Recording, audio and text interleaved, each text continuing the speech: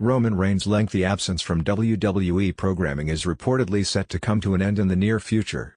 According to PWInsider.com, HD Subhadrit Mukherjee of Ringside News, the expectation is that Reigns will be back by SummerSlam at the latest.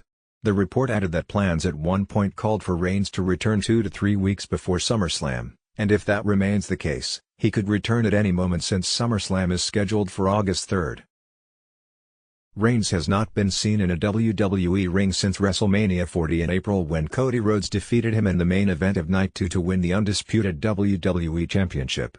That ended a historic 1,316-day reign, which is among the longest reigns of all time and the longest since Hulk Hogan held the WWE title for 1,474 days in the 1980s.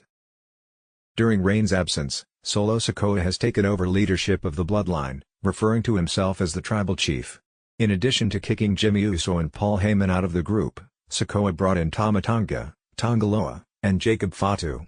Recently, Solo has been taking some shots at Reigns in his promos, saying that Roman wasn't man enough to defend the WWE Championship on behalf of the Bloodline at WrestleMania 40.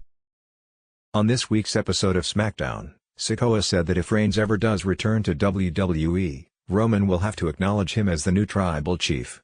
In the closing segment of Friday's episode of SmackDown, Sikoa and his new Bloodline viciously attacked both Rhodes and Randy Orton.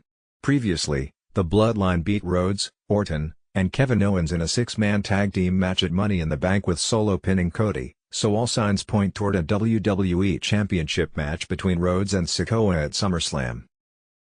If that happens and it turns out to be the main event, fans will undoubtedly expect a major return in the form of Reigns or The Rock, or perhaps even both.